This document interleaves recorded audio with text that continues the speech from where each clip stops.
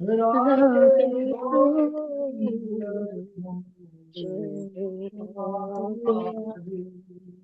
राधे गोविंद गोविंद राधे राधे गोविंद गोविंद राधे राधे गोविंद गोविंद राधे राधे गोविंद गोविंद राधे गुरुदेव शरण में आए अब तो लो मोहि अपनाए गुरुदेव शरण आए हम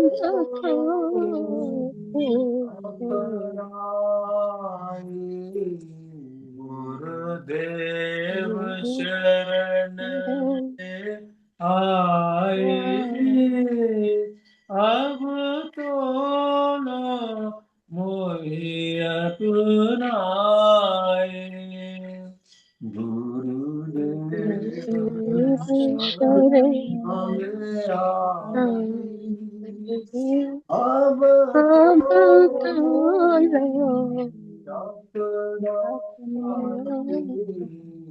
कछु भेंट संग नहीं लाई खाली झोली ले आई कछु भेंट संग नहीं लाई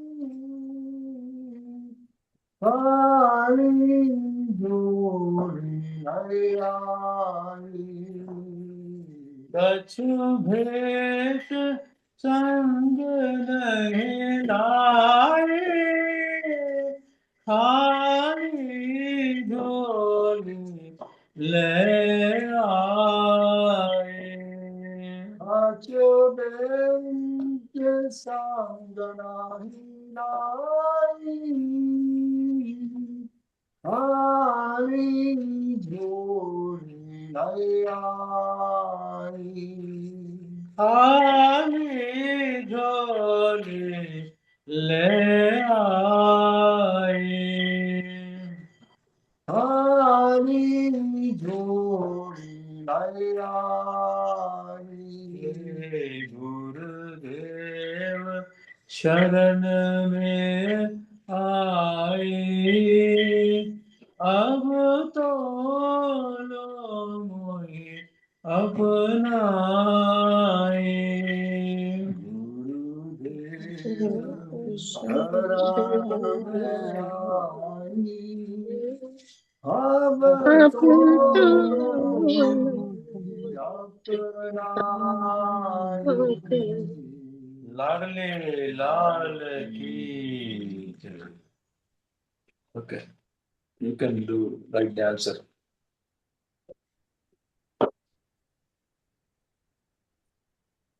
దీన్ని సాధన చేయండి బాగా ఇప్పుడు నేను చెప్తున్నా కదా ఇదే ట్యూన్ లో మొత్తం పాట ఉంటది సో తొందర చెప్పండి మళ్ళీ మనం ముందరికి పోవాలి 3 క్లాసులు అయినాయి ఒకటే విషయం మాట్లాడుకుంటున్నాం మనం అట్లీస్ట్ ఈ క్లాస్ అన్నా ఈ పాట ఈ కీర్తన ఏదైతే ఉందో ఈ కీర్తన యొక్క అర్థభావన చేయడం వైపుకు పోవాలి మనం తొందర చెప్పండి రాగానుగ భక్తి సాధన ఉంది కదా ఆ రాగానుగ భక్తి సాధన యొక్క శ్లోకం ఏంటిది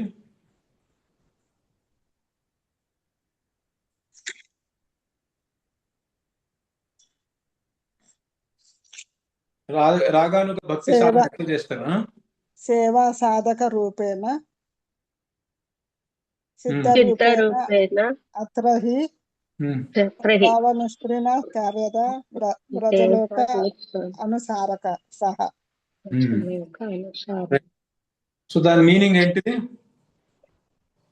సేవ సాధక రూపేణ సేవ అనేది సాధకంగా సాధక రూపంతో చేస్తాము. సేవా సాధక రూపేణ అంటే సాధక రూపము ద్వారా చేస్తాము అని దాని అర్థం. నెక్స్ట్ ఇంకా దేని ద్వారా చేస్తాము? ఇంకోటి సిద్ధ రూపేణ. సిద్ధ రూపేణ అంటే సిద్ధ రూపంతో సాధక రూపంతో సేవ చేస్తాము. తర్వాత అత్ర హి తద్భావ నిష్పృణ. తద్భావ లిప్సున అంట అత్ర హి తద్భావ అంటే సఖి నికుంజంలో సఖితోని మనం కూడా సఖిలాగా భావన కలిగించుకొని చేసేది తద్భావం. సో నికుంజంలో ఉన్న సఖి అయితే ఉందో వాళ్ళని ఏం భక్తులు అంటారు? వాళ్ళను రాగానుజ భక్తులు, రాగాత్మిక భక్తి అంటారు. ఎందుకంటే వాళ్లకు రాగమే స్వభావంగా ఉన్నది. వాళ్లకు ఉన్న భావాన్ని మనం పొందాలని చెప్పేసి మనం సాధన చేస్తున్నాం కదా, మననేమంటారు? వాళ్ళు రాగాత్మిక భక్తులు, మనం రాగానుజ భక్తులు. ఎందుకంటే వాళ్ళని అనుసరించి నడుస్తున్నాను కాబట్టి, వాళ్ళని అనుసరించి చేస్తున్నాను. సో వాళ్ళు అక్కడ ఏం చేస్తున్నారు? సేవ అర్థభావన చేస్తున్నారు. వాళ్ళకు ప్రేమ ఉన్నందుకు. మనకు ప్రేమ లేదు, మనం ప్రేమ పొందడం కోసము సేవ అర్థభావన చేయాలి. చేస్తే మనకు ఏ సిద్ధ రూపంతో చేయాలి, సాధక రూపంతో చేయాలి. అవునా? సిద్ధ రూపంతో చేయడం అంటే ఏంటిది? తులసి నీకు చెప్తే నువ్వు కూడా చెప్పొచ్చు. సిద్ధ రూపంతో చేయడం అంటే ఏంటిది? కనెక్ట్ అవ్వడం, గురువు గారికి కనెక్ట్ అయ్యి చేయడం. దాసోహం గురువు గారే, దాసోహం గురువు గారే సిద్ధ రూపం. అదే సిద్ధ రూపంతో చేయడం అంటే ఏంటిది? సాధక రూపంతో చేయడం అంటే ఏంటిది? సిద్ధ రూపంతో చేయడం అంటే ఏంటిది?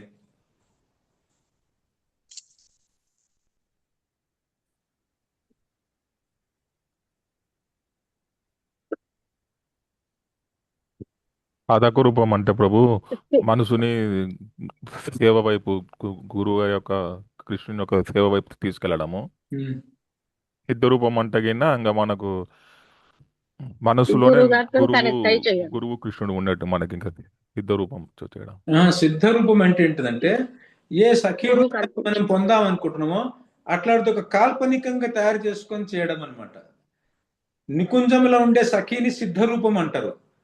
అలాంటిదే మనం కల్పన చేసుకొని చేయడం ఏతుందో నికుంజంలో సేవ చేయడం. ఇక్కడ కాదు, నికుంజంలో కల్పన చేసుకొని కాల్పనిక నికుంజంలో సేవ చేయడం సిద్ధ రూపం అంటారు.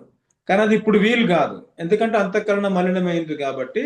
మనకి ఇప్పుడు సాధక రూపంతో చేస్తాం. ఇదేని కోసం? అంతఃకరణ శుద్ధి కావడం కోసం. అంతఃకరణ శుద్ధి అయితే మనకు అప్పుడు ఆ సిద్ధ రూపం అనేటువంటిది గురువు గారు చూపిస్తే కనబడుతుంది. ఇప్పుడు గురువు గారు చూపించినా కనబడదు మీకు, ఎందుకంటే అంతఃకరణం మాలిన్యం ఉంది కాబట్టి. సో సిద్ధ రూపంతో సేవ చేయడం అంటే ఏం చెప్పాలి? కాల్పనికమైనటువంటి ఒక సఖీ దేహాన్ని భావన చేసుకొని, నికుంజాన్ని భావన చేసుకొని, రాధాకృష్ణుడిని కూడా భావన చేసుకొని అక్కడ సేవ అర్థ భావన చేయడం. కానీ అది మనకి వీలు కాదు, అంతఃకరణం అంతా మలినమై ఉంది కాబట్టి. ఒక సాధక దేహంతో, ఈ దేహంతో, ఇప్పుడు మనకున్న దేహం ఉంది కదా, ఆ దేహంతో మనము గురువు గారి సేవ, మళ్ళా రాధాకృష్ణుల సేవ చేయడం. సఖి అనుకోవాలి, సఖి భావన చేసుకోవద్దు, సఖి అని అనుకోవాలి ఇప్పుడు. ఎందుకంటే ఇప్పుడు భావన చేసుకున్నా కనబడదు కదా, అంతఃకరణ మాలిన్యం ఉన్నందుకు. అవునా? సో సఖి అనుకొని, గురువు గారు కూడా సఖి అనుకొని, రాధాకృష్ణుడు కూడా, రాధాకృష్ణుడు ఇలా నేను ఉండే చిలుకూరులో ఉండే స్థానం ఇది నికుంజం అనుకొని చేస్తుండాలి ఇక్కడ. సో అంతఃకరణ శుద్ధి అయిన తర్వాత భావం అనే స్టేజ్ లో మనకు గురువు గారి సిద్ధ దేహం చూపిస్తే కనబడుతుంది, కాల్పనికమైనది. అప్పుడు దాంతోనే చేస్తాం అనమాట. సరేనా? ఈ విషయం బాగా మాటికి నోట్స్ రాసుకొని అనుకోండి మీరు. లేకపోతే ఊరికనే వింటే ఇది ఎన్నిసార్లు విన్నా రాదు మీకు. నోట్స్ రాసుకొని ఇట్లా బట్టి కొట్టినట్టు చేయండి. మాటికి ఎవ్రీ డే ఇది ఒక్కసారని అనుకోండి. ఇప్పుడు ఈ చిన్న విషయాన్ని ఇది అనుకుంటేనే మీరు సాధన అంటే ఏంటో మీకు అర్థమవుతుంది. రైటా? సో ఇప్పుడు మనం ముందరికి పోదాం ఇక, ఎందుకంటే దీన్నే ఎన్నోసార్లు అనుకుంటే లాభం లేదు. No,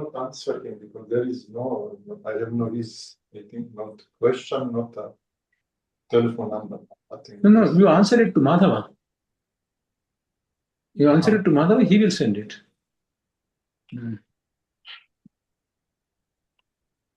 అవునా? సో ఇప్పుడు మనం మొదలెడదాం. ఇప్పుడు మనం అర్థభావన చేయడం మొదలు పెడుతున్నాను నేను. అవునా? సేవ మీరు ఇంట్లోనే ప్రాక్టీస్ చేసుకోండి. నేను మీరు ఏం సేవ చేస్తున్నారో చూసేది లేదు. మీ రోల్స్ వల్ల బాగా సేవాభావంతో భగవంతుడికి సేవ చేస్తున్నా, గురువు సేవ చేస్తున్నా అనే భావంతో మీ రోల్స్ చాలా బాగా చేయండి. అవునా? తర్వాత అర్థభావన మాత్రం నేను మిమ్మల్ని చెక్ చేయగలుగుతా ఇక్కడ ఏం చేస్తున్నారు మీరు అనేటువంటిది. సో గురుదేవ్ అనే దానికి మీరు చెప్పారనమాట. లాస్ట్ టైం అనుకున్నాం కదా, గురుదేవ్ అనే దానికి ఏంటిదంటే గురువు గారి దగ్గర పోయినప్పుడు ఏ భావనతో ఉండాలని. నేను మీకు ఒక ఉదాహరణ ఇస్తాను, మళ్ళీ ఇంకొక దీన్ని మళ్ళీ బలపరచుకోవడం. ఏమనుకున్నాం లాస్ట్ టైం మనము అంటే, గురువు గారు అనంతమైన సార్లు భగవంతుడు నాకు ఈ మనుష్య జన్మనిచ్చాడు. అవునా? అనంతమైన సార్లు మిమ్మల్ని నా జీవితంలోకి తీసుకొచ్చాడు ఏదో ఒక రూపంలో. గురుతత్వాన్ని ఏదో రూపంలో నా జీవితంలోకి తీసుకొచ్చాడు. మీరు నాకు బోధ చేసే ప్రయత్నం చేశారు, కానీ నేను మాత్రము మీరు ఎంత బోధ చేసినా నేను మీకు సమర్పణ కాలేదు. సమర్పణ కానందుకు నా సాధన ఫలించలేదు.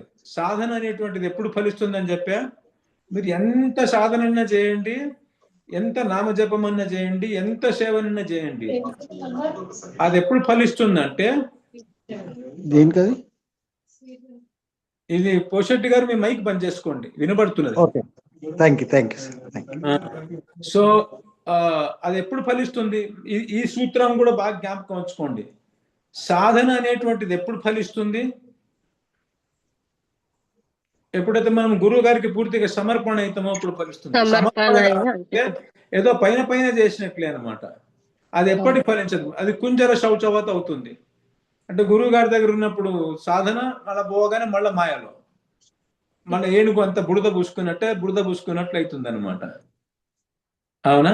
సో అది సాధన జీరో. అది జ్ఞాపకం ఉంచుకోండి. 0/100 గురువు గారికి సమర్పణ కాకపోతే.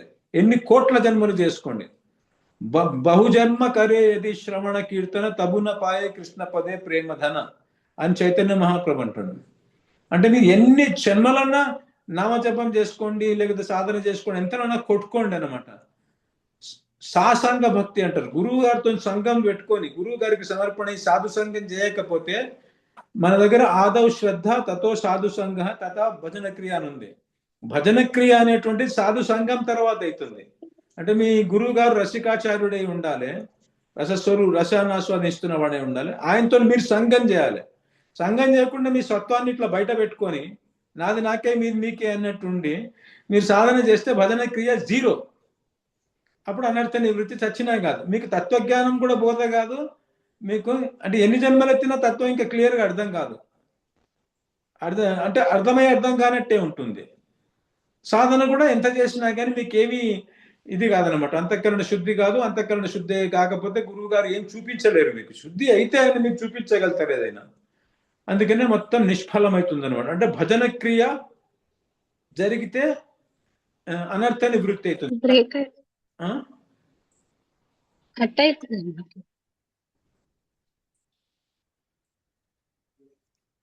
ఇప్పుడు బాగా వస్తుందా?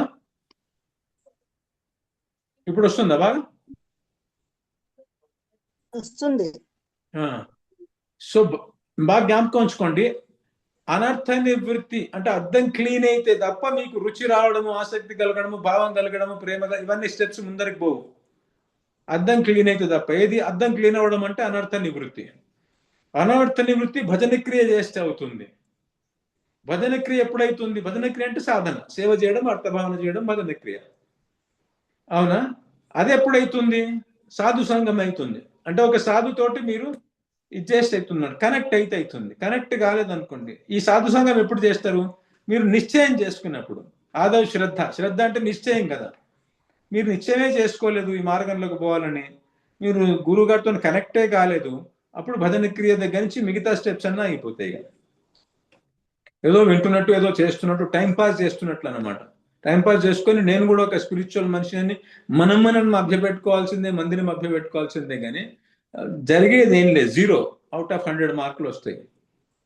సరేనా? ఇది బాగా జ్ఞాపకం ఉంచుకోండి. సరే, సో ఇప్పుడు ఏంటంటే మనం సమర్పణ కాలేదు కాబట్టి అనంతమైన సార్లు భగవంతుడు మనుష్య జన్మిచ్చిన, అనంతమైన సార్లు మనకు గురువు దేవులు వచ్చేసి మనకు తత్వ జ్ఞానము బోధించి మనకు సాధనలోకి దించినా కానీ మన అసలు భగవంతుడి లేశ మాత్రం ప్రేమను పొందలేకపోతున్నాను. అంత మాయపట్టనే ఆసక్తి. మన సంసారం పట్ల, మన ఫ్యామిలీ పట్ల, మన పిల్లల పట్ల, మన తల్లిదండ్రుల పట్ల, మన సంపత్తి పట్ల, ఆస్తుల పట్ల, వీటి మీదే ఉంటది. కృష్ణుడు మాత్రం మీద ఏదో యాక్టింగ్ చేస్తున్నట్లు ఉంటది, అది నాటకం చేస్తున్నట్టు. ఉట్టిగా భగవంతుని దగ్గరికి పోయి త్వమేవ మాతా చ పితా త్వమేవ అని ఉట్టిగానే అనడం అనమాట. సో ఇట్లా అవుతున్నది ప్రతి జన్మలో కూడా. సో ఓ గురుదేవ, అనంతమైన జన్మలను నాకు ఛాన్స్ ఇచ్చినా గానీ నేను అనంతమైన జన్మలు పొడగొట్టుకున్నాను. పొడగంటి మయ్యా నిన్ను పురుషోత్తమ అని పొడగొట్టుకున్నాం. మీ ఛాన్స్ అంతా పొడగొట్టుకున్నాం. మళ్ళీ 84 లక్షలు అంటే ఇంత మంచి పద్ధతి మీరు నాకు చెప్పి, మీరు అంటే భగవంతుని యొక్క రసంలో మునిగిపోకుండా ఈ ప్రపంచానికి వచ్చి మా కోసం మీరు సాక్రిఫైస్ చేసినా కానీ అనంతమైన సార్లు, 1-2 సార్లు కాదు, అనంతమైన సార్లు మేము పెడచెవిని పెట్టి మీ ఉపదేశాన్ని లాపర్వాహి చేసి, అంటే కేర్లెస్ గా ఉండి మా ఛాన్స్ అంతా బొడగొట్టుకున్నాము గురుదేవ అని చెప్పేసి ఆ దీనభావంతో, ఇప్పుడు నేను ఈ జన్మల శరణాగతి శరణుమే అయ్యి, అంటే నేను నీకు సరెండర్ అవుతున్నా అంటే సరెండర్ అయ్యేదే తెలియదు మనకు అసలు.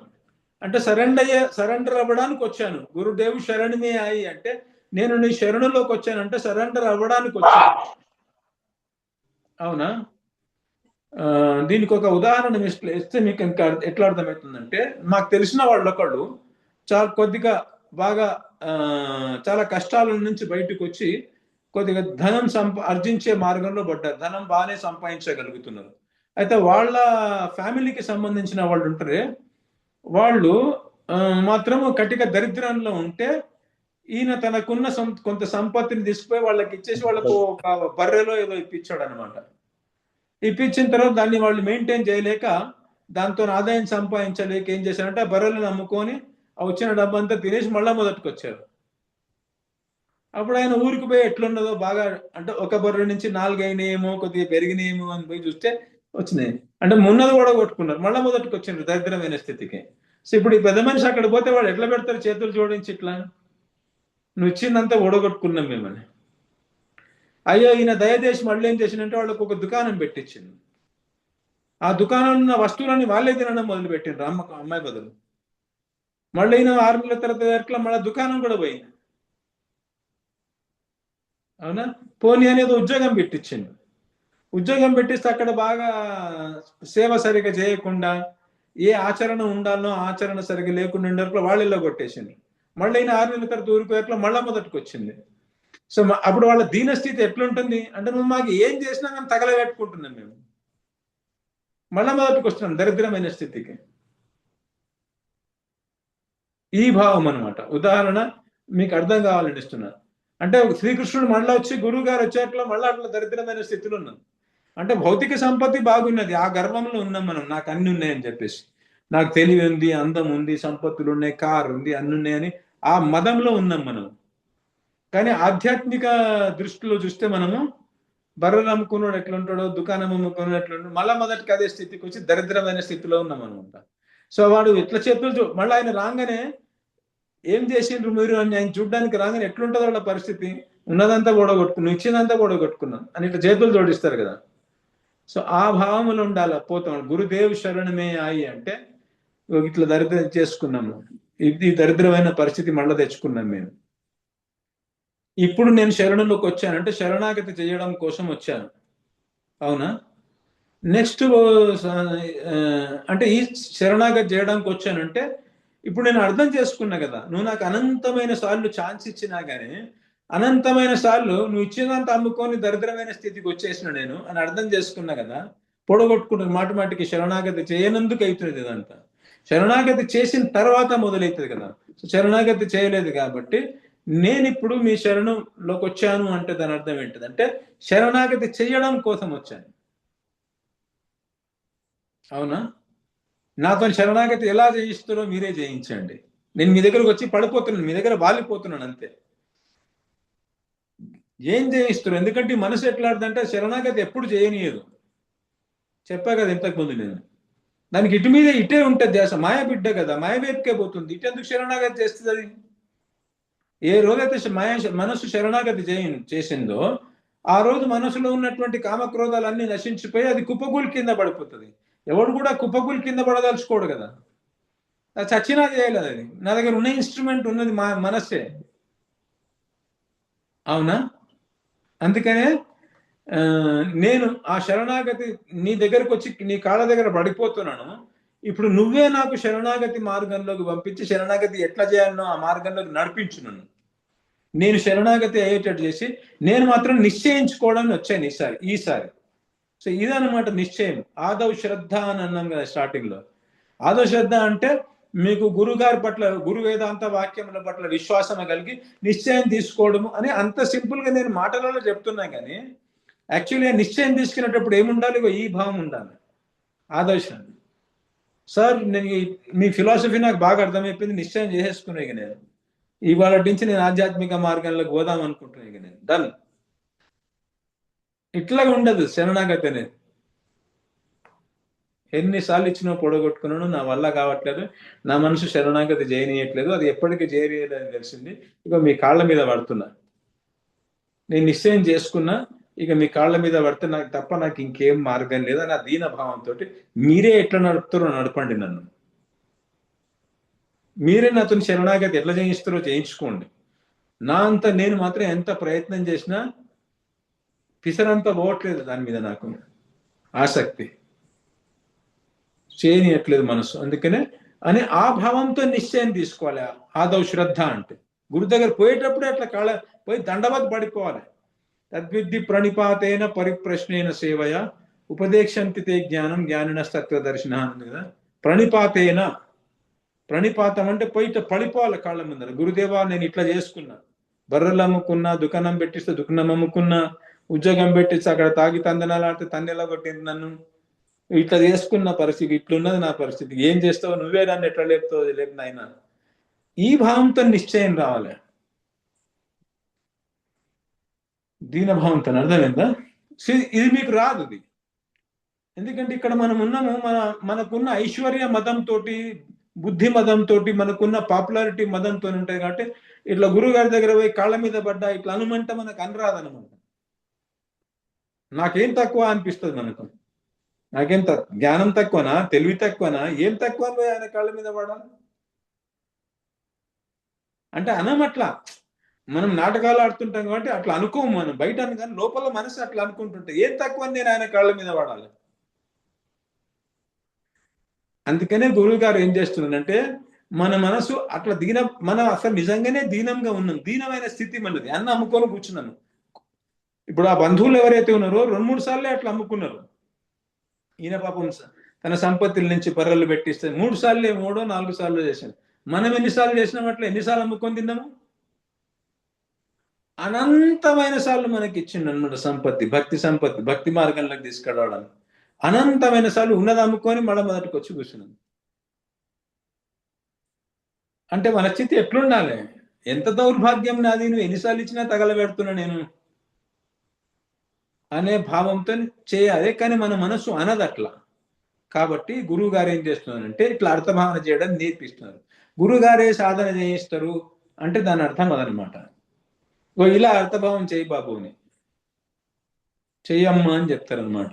అలా మనం మాటిమాటిగా గురువు గారి మీద విశ్వాసం పెట్టుకొని మాటిమాటికి ఇట్లా అనుకుంటూ ఉండాలి. గురువు గారు అనంతమైన జన్మల నుంచి నువ్వు ఎన్నిసార్లు వచ్చినావు నా కోసం, భగవంతుడు మాటిమాటికి నీ గురించి పంపిస్తున్నాడు, నా బిడ్డను నా దగ్గర పట్టుకరా, అక్కడ పాపం తాపత్రయాలతో చాలా కష్టాలు పడుతున్నాడు, ఆ బిడ్డకు తత్వజ్ఞానం ఇచ్చి సాధన నేర్పించి ప్రేమనిచ్చి నా దగ్గర పట్టుకరా అని మిమ్మల్ని పంపిస్తుంటే నేనెట్టున్నా చూడండి అని ఇట్లా అనుకోండి అంటుంటే, అట్లా గురువు గారి మీద శ్రద్ధ పెట్టి ఇట్లా మాటిమాటికి అనుకుంటుంటే ఏమవుతుందంటే అది నిజంగానే మన లోపలికి సింక్ అయిపోతుంది అనమాట.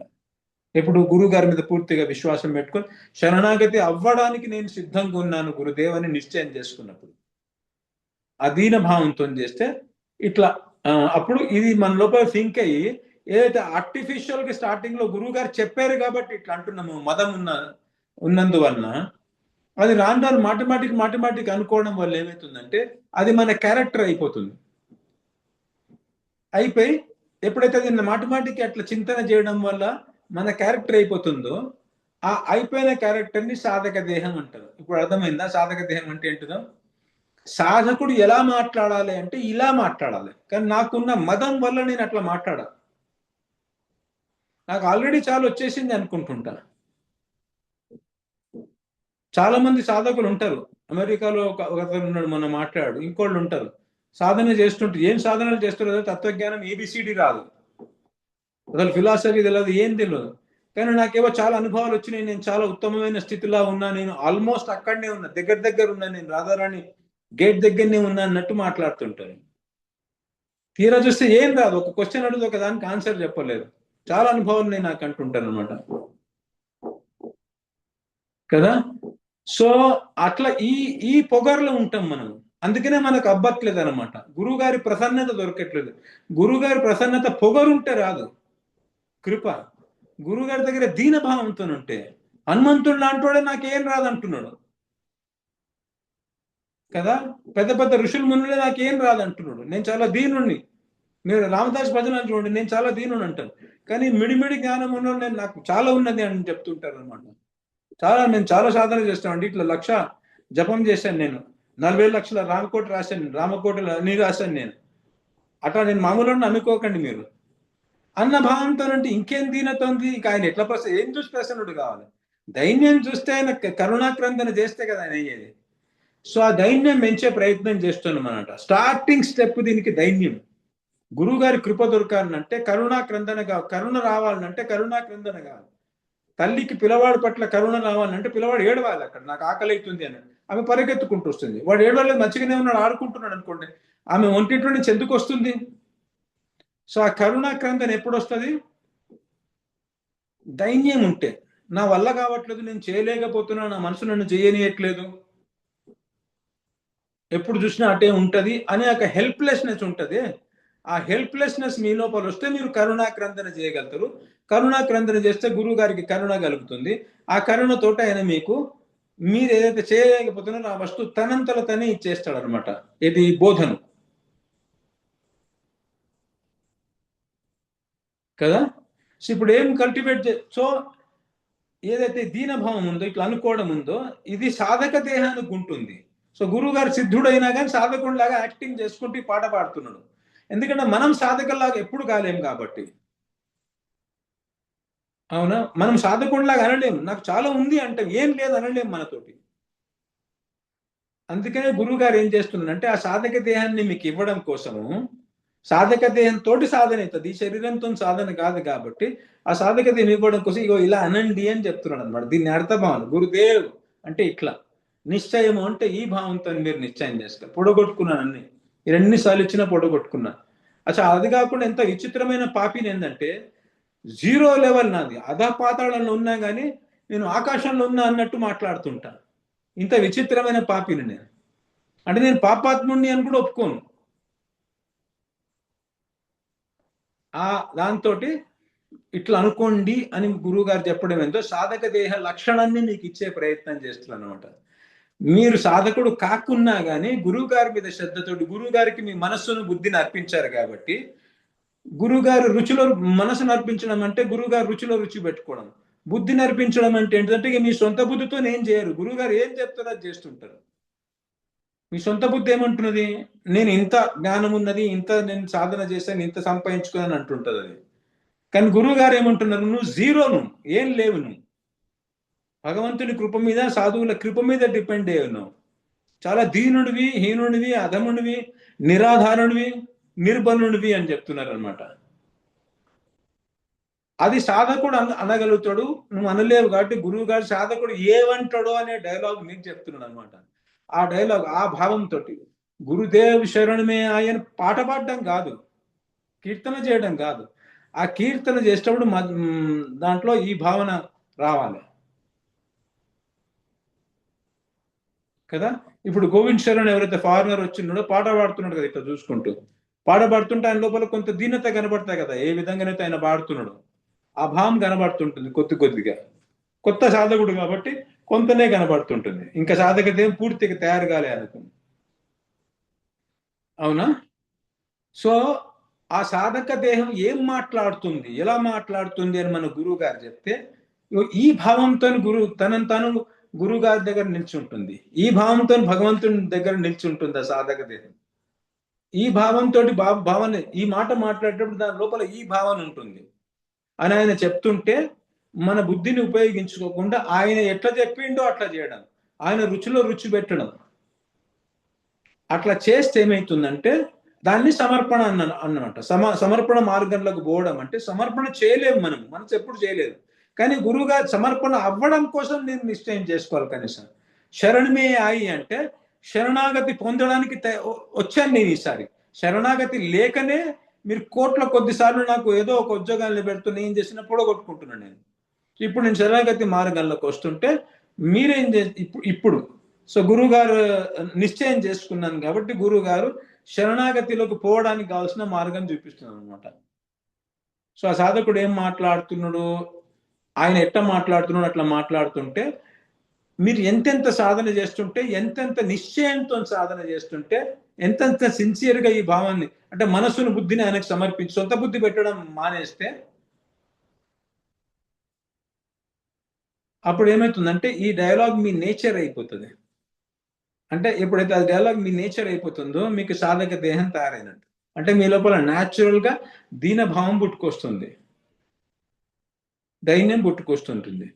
ఆ దైన్యం పుట్టుకరాగానే ఆటోమేటిక్గా ఏమైతే గురుదేవ శరణమే ఆయే అబుతోలో మోహి అపనాయే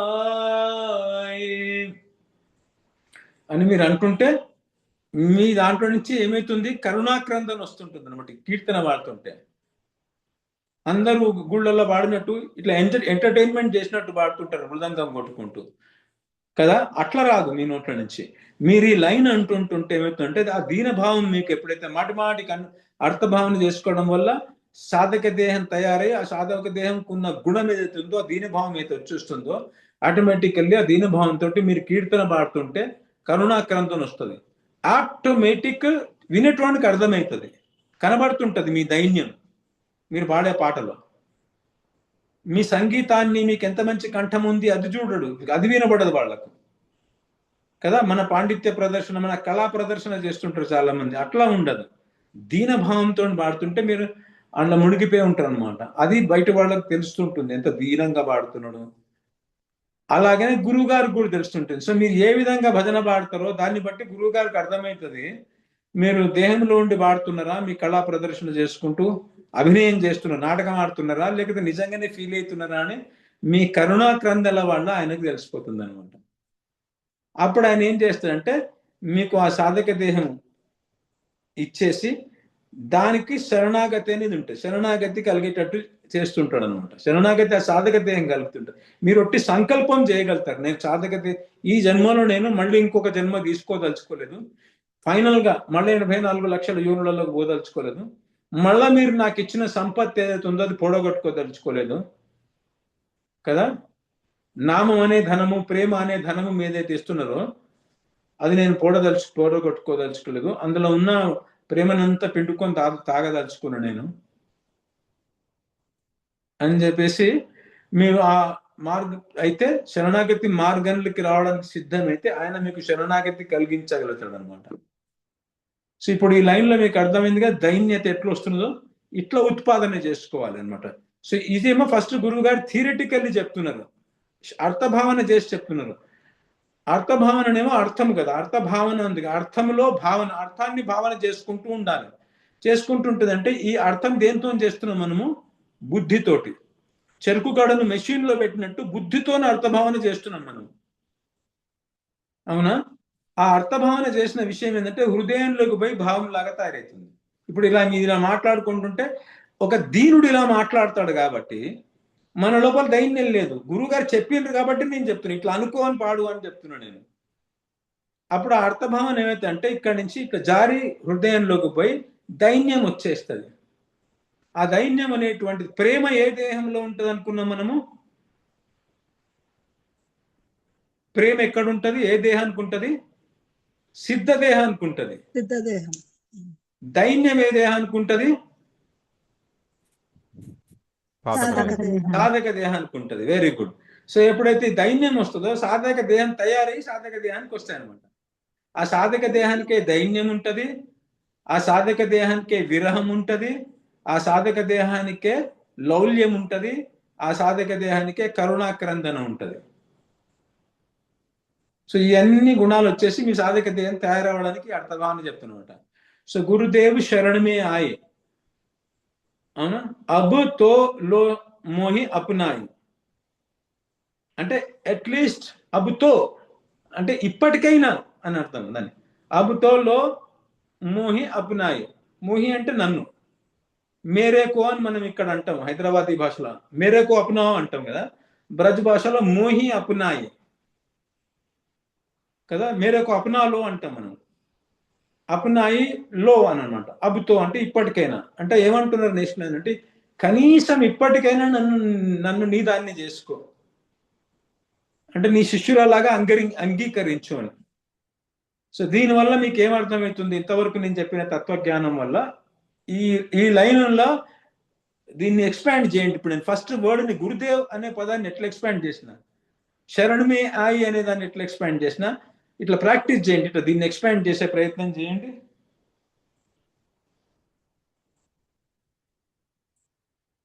ఇప్పటికైనా నన్ను తీసుకో అని ఎందుకు అంటున్నాను, ఇప్పటికైనా నన్ను ఈ దాన్ని చేసుకో అని ఎందుకు అంటున్నారు ఆయన, అంటున్నాను అంటే మనం అనట్లే, సాధకుడు ఇట్లా అంటాడు అని చెప్పేసి గురువు గారు చెప్తున్నారు, మనకు అర్థభావన చేస్తున్నారు.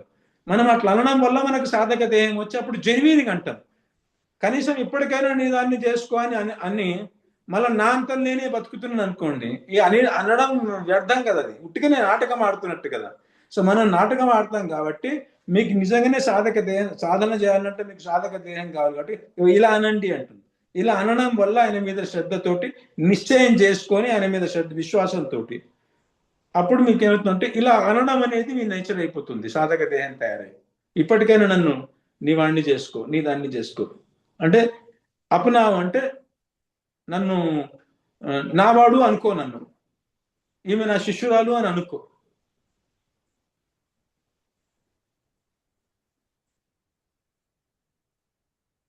అంటే ఏంటిది అర్థభావన చేసి చెప్పండి, మీకు ఎంతవరకు చేయగలుగుతారో ప్రయత్నం చేయండి. మీరు ప్రయత్నం చేస్తే మీకు కానిది నేను చెప్తుంటాను అనమాట. అబుతో కనీసం ఇప్పటికైనా నన్ను నీ శిష్యురాలిని చేసుకో, నన్ను శిష్యుణ్ణి చేసుకో, వీడు నావాడు అనుకో. ఒక్కసారి ఇప్పటికైనా అనుకో, ఇప్పటికైనా అనుకో అంటే దాని అర్థం ఏమొచ్చింది, డైరెక్ట్ గా చెప్పండి, ఇప్పటికైనా నన్ను అనుకోను. ఇప్పుడు కనీసం ఇప్పటికైనా 100 రూపాయలు ఈ నాయన నాకు ఆకలి అవుతుంది, ఇప్పటికైనా ఇవ్వు అంటే దాని అర్థం ఏంటిది, నేను నిర్బలుడను అని. ఇప్పటికైనా ఇవ్వు అని. అరే కనీసం దయ చూపు మనం ప్రభు, దయ చూపు అని, ఇప్పటికైనా దయ చూపు అని నేను అడుగుతున్నది. ఇప్పటికైనా అని ఎందుకు అంటున్నాం మనం, ప్రయత్నం అంతా ఫెయిల్ అయినట్టు. ఎందుకంటే అనంతమైన సార్లు ఇదే చేశాను. వెరీ గుడ్, హేమలత గారు కరెక్ట్ చెప్పారు. మళ్ళీ చెప్పండి. సో తులసి ఆగు, చెప్పండి మళ్ళీ చెప్పండి. ఇప్పుడు ఎవరు ఆన్సర్ ఇచ్చారు? ఇప్పుడు హేమలత గారు ఇచ్చినట్టు. ఇప్పుడు దాకా అవ్వలేదు, కనీసం ఇప్పుడన్నా ఇప్పటికైనా ఇవ్వు. అరే నేను గంట సేపటి నుంచి అడుగుతున్నా, ఇప్పటికైనా ఇవ్వు అన్నాను అనుకోండి, అంటే దాని అర్థం ఏంటిది, గంట సేపటి నుంచి ఇవ్వట్లే అన్నట్టు కదా. కాదు, మేము ఇవ్వలేకపోతున్నాము, మీరే ఇవ్వండి అని. సో అనంతమైన జన్మల నుంచి ఫెయిల్ ఎక్కడైతున్నాం తెలుసా మనము. సాధన అనేటువంటిది ఎప్పుడు నిష్పన్నమవుతుంది, బోధ ఎప్పుడు కలుగుతుంది, సాధన ఎప్పుడు కలుగుతుంది, ప్రేమ ఎప్పుడు దొరుకుతుంది అనుకున్నాము, గురువు గారు ఇచ్చినప్పుడు. అవును, గురువు గారు ఎప్పుడు ఇస్తారు? ఇప్పుడు మా నాన్నగారు నాకు ఆస్తి ఎప్పుడు ఇస్తారు, వీడు నావాడు అనుకుంటూ ఇస్తారు కదా. ఇవాళ నుంచి నువ్వు నాకు సంబంధమే లేదు పో నీకు నాకు అన్నాడు అనుకోండి, మా ఫాదర్ నాకు ఆస్తి ఇస్తాడు, ఇవ్వడు కదా.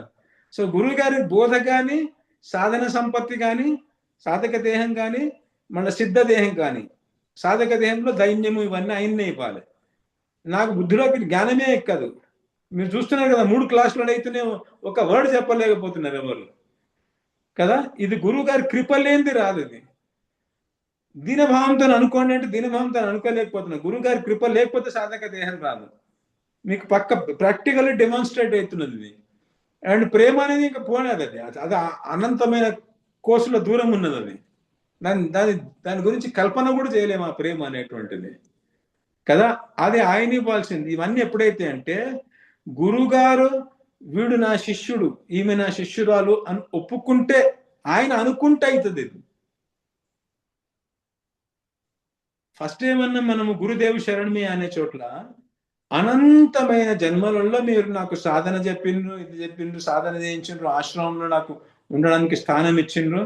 కానీ అనంతమైన దాంట్లో మీ సాన్నిధ్యం దొరికి కూడా నామము, ఏ నామం వల్లనైతే సాక్షాత్తు శ్రీకృష్ణుడు ఉన్నాడు, రాధారాణి ఉన్నది, అది దొరికి కూడా సాధన ఎట్లా చేయాలనేటువంటి జ్ఞానం దొరికి కూడా, అర్థభావన దొరికి కూడా నేను పొడగొట్టుకున్నాను. ఎందుకు? నేను శరణాగతి చేయలేదు కాబట్టి, నువ్వు నా వాడు అని నేను అనుకోలేదు కాబట్టి. శరణాగతి ఎప్పుడు చేస్తాను అంటే నువ్వు నా వాడు అన్నప్పుడు నేను నీ రుచి నా రుచి చేసుకుంటాను. అవునా? ఇప్పుడు కొత్తగా ప్రేమించుకుని ఉన్నారు కదా, వాళ్ళు ఎప్పుడు అంతకుముందు వాళ్ళకి పరిచయం లేదు. ఒకసారి ఇట్లా మనసు పడ్డానికి ఏంటంటే ఈమె నాది, ఈయన నావాడు అని అనుకుంటారు వాళ్ళు. అనుకున్నాక ఏమైందంటే మనసు పారేసుకుంటారు. మనసు పారేసుకున్నా అంటారు కదా. ఇప్పుడు ఆయన రుచిలో తన రుచి పెట్టుకుంటుంది ఆమె. ఎప్పుడు చూసినా ఆయన తృప్తిపరిచే ప్రయత్నం చేస్తుంది. దాన్నే ప్రేమ అంటారు. ఈయన ఏం చేస్తాడు? ఆమె రుచిలో తన రుచి పెట్టుకునే ప్రయత్నం చేస్తాడు. ఇది ఎప్పుడు స్టార్ట్ అయింది? ఆయన రుచిలో నా రుచి ఆమె పెట్టుకోవడము, ఈమె రుచిలో నా రుచి అని ఈయన పెట్టుకోవడం ఎప్పుడు స్టార్ట్ అయింది? ఫస్ట్ ఏమనుకున్నారు వాళ్ళు? ఈయన నా వాడు, ఈయన నా భర్త, నేను ఆయన భర్తలాగా చేసుకోదలుచుకున్నాను, లేకపోతే ఆయన నా ప్రియుడు, ఈమె నా ప్రియురాలు, నేను భార్యలాగా చేసుకోదలుచుకున్నాను అని నిశ్చయం చేసుకున్నాక, నా వాడు అనుకున్నాక నేను రుచిస్తాను. సో నేను ఎప్పుడు కూడా నిన్ను నా వాడు అని అనుకోలేకపోయినాను అనమాట. నా మనస్సే నాది, నా బుద్ధి నాది, నా అంతా నాదే, నాదే నాది. నువ్వు నావాడివి కావు అనుకున్నా. నా పరివారం అంతా నాది అనుకున్నాను. నువ్వు నావాడని ఎప్పుడు అనుకోలేడు అని ఫస్ట్ దాంట్లో చెప్పినాను. ఇప్పుడు ఇక్కడ ఏమంటున్నామంటే, ఎప్పుడు సాధనలో దిగగలుగుతాము, తత్వజ్ఞానము, ప్రేమ ఇవన్నీ ఎప్పుడు వస్తుంటే గురువు గారు నన్ను నా మాడు అనుకుంటే, గురుగారు ఒక్కసారి శిష్యుణ్ణి వీడు నా వాడు అనుకున్నారు అనుకోండి, గురుగారికి ఒక సెకండ్ పట్టదు వీడిని మాయల నుంచి బయటపడేయడం కోసం. అవునా? ఇప్పటికైనా నన్ను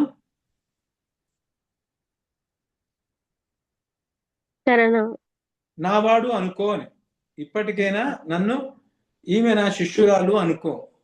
ఎందుకంటే నువ్వు ఎప్పుడైతే నన్ను నా శిష్యురాలు అనుకుంటో అప్పుడే స్టోరీ మొదలెత్తది. కానీ ఇంకా నేను ఎంత గుంజుకున్నా ఏం చేసుకున్నా ఇది కాదనమాట. కానీ గురువు గారు నా వాడు అని ఎప్పుడు అబుతోలో మొహి ఇప్పటికైనా అంటే దాని అర్థం అదనమాట. అంటే అనంతమైన జన్మలోనైతే నువ్వు నాకు ఎంత సంపత్తి ఇచ్చినా మళ్ళీ దరిద్రుడై నీ దగ్గరికి వస్తున్నాను. ఇది ఎందుకంటే ఒకటేమో నేను నిశ్చయం చేసుకోలేదు, నేను నావాడు అనుకోలేదు కాబట్టి. రెండోది ఏంటిదంటే నువ్వు కూడా ఎప్పుడు నన్ను నావాడు అనుకోలేదు. అబుతో లో మొహి అపునాయి అంటే ఇప్పటికైనా నన్ను నీ దాన్ని చేసుకో, అంటే నీ శిష్యురాల్ని చేసుకో. సో మనము కానీ గురువు గారు ఎప్పుడు నావాడు అనుకుంటారు శిష్యుణ్ణి?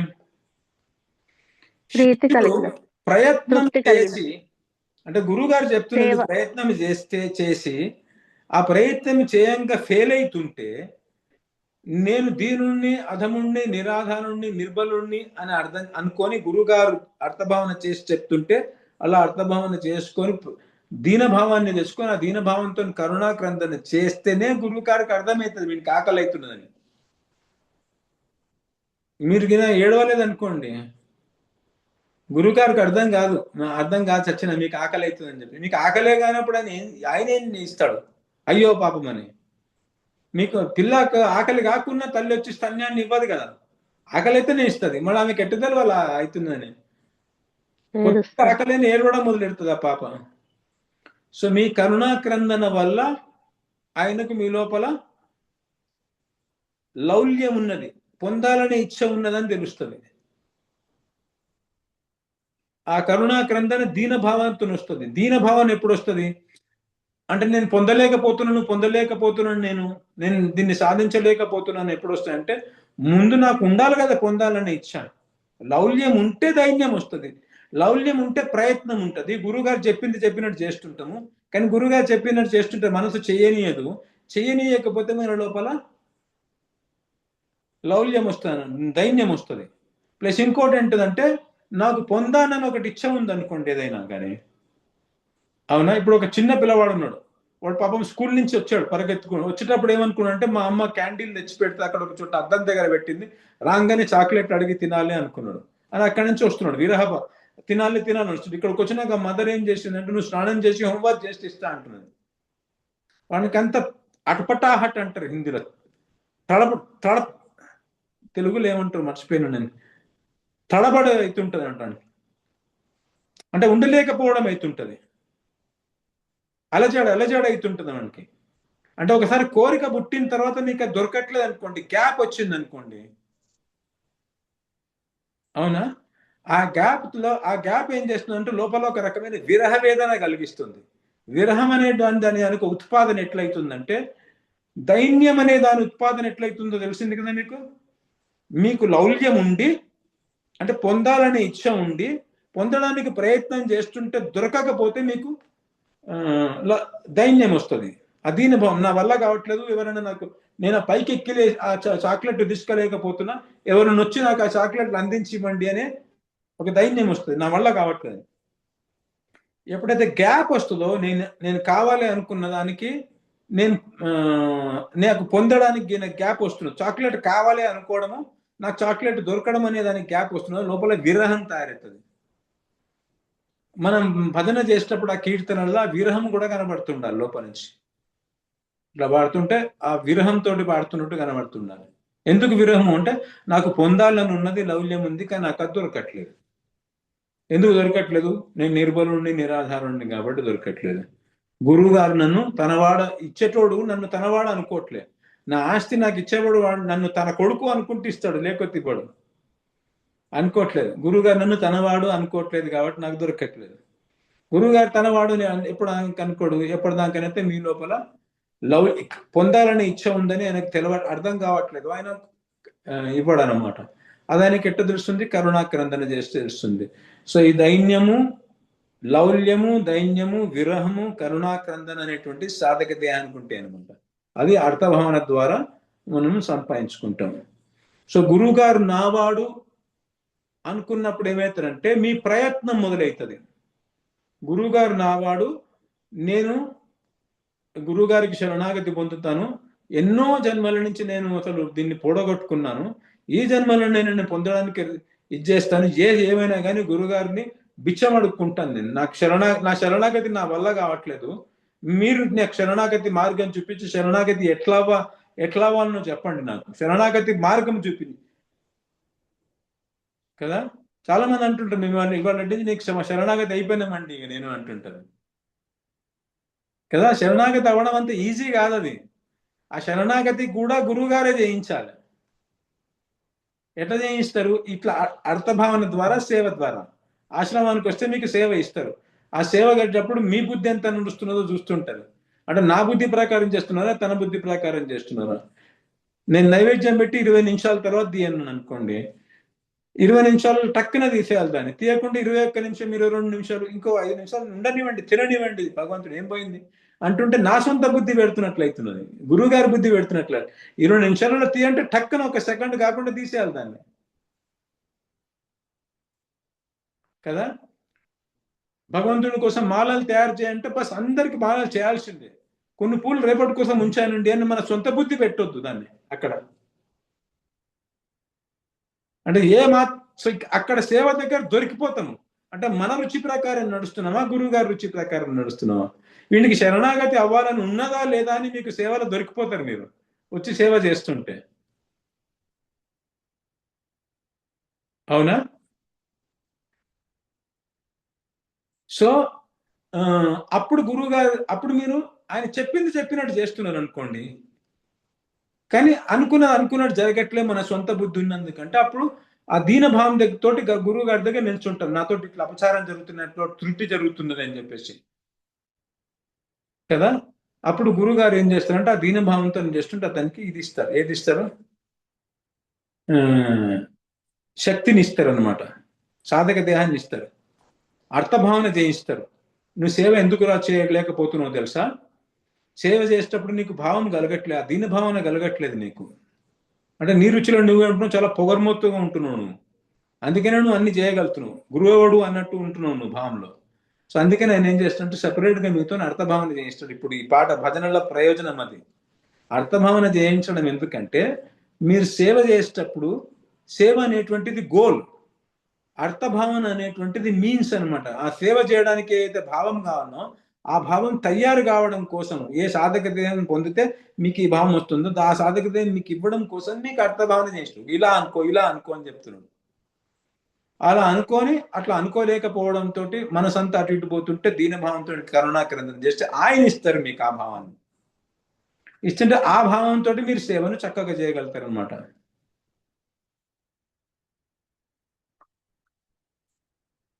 సో ఫైనల్గా ఏమో తేలిందంటే, మీరు నిశ్చయం తీసుకుంటే మీరు సాధనకు ఉద్యుక్తులు కాగలుగుతారు. నిశ్చయం తీసుకుంటే ప్రయత్నానికి ఉద్యుక్తులు కాగలుగుతారు. మీ సాధన మొదలవుతుంది అనమాట. అవునా? శరణాగతి మొదలవుతుంది. శరణాగతి కారు మీరు, శరణాగతి మొదలవుతుంది. అప్పుడైనా అర్థభావన చేయించి మీతోటి సేవ ఇచ్చి, అర్థభావన చేయించి సేవ టెస్టింగ్ అనమాట. అర్థభావన ఇచ్చి అర్థభావనలో మీకు ఆ సాధక దేహాన్ని తయారు చేయించి సేవ భావముతోటి చేసేటట్టు తయారు చేస్తారు కదా. అప్పుడు ఏదైతే సాధనలోకి మీరు దిగారో మీరు చాలా బాగా చేస్తుంటే ఈయన నా వాడు, అంటే నా వాడు అవ్వదలుచుకున్నాడు అని చెప్పేసి గురుగారు మిమ్మల్ని ఈయన నా శిష్యుడు, ఈమె నా శిష్యురాలని అనే తను ఒప్పుకుంటాడు. అప్పుడు మీకు సాధక దేహం వస్తుంది అనమాట. ఆ సాధక దేహం అంటే ఇప్పుడు ఏమర్థమైందంటే, మీరు గురువుగారు నావాడు అనుకొని మీరు ఫస్ట్ మొదలెట్టాలి. మొదలెడితే సాధన ప్రయత్నం మొదలవుతుంది. గురువుగారు నావాడు అనుకున్నప్పుడు ఏమొస్తుంది? సాధన ఫలిస్తుంది. ఆయన సామర్థ్యాన్ని ఇస్తాడు కదా మీకు.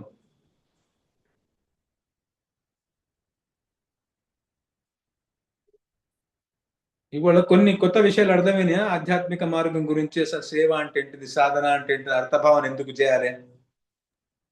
బాగా చింతన చేయండి దీని గురించి. గురుదేవ్ శరణమే ఆయి అబుతోలోము, ఇప్పటికైనా నన్ను నీ వాణ్ణి చేసుకో, నీ దాన్ని చేసుకో అనేది జెన్యున్ గా రాలి మీరు.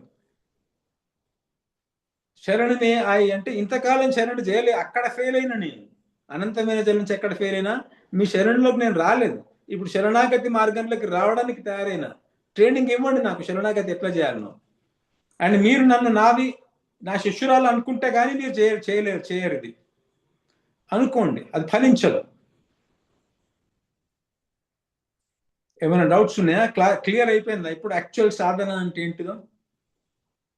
ఏదో దీక్షలు తీసుకోవడము, తిలకాలు పెట్టుకోవడము, గుండ్లు కొట్టుకోవడము ఇది కాదు దీక్ష అంటే.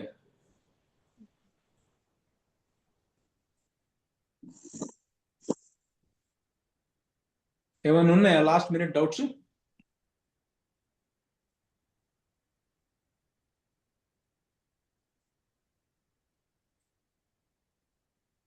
నెక్స్ట్ వీక్ చింతన చేసి చెప్పగలుగుతారు కదా, బాగా చింతన చేయండి, ఇది మెయిన్ ఇది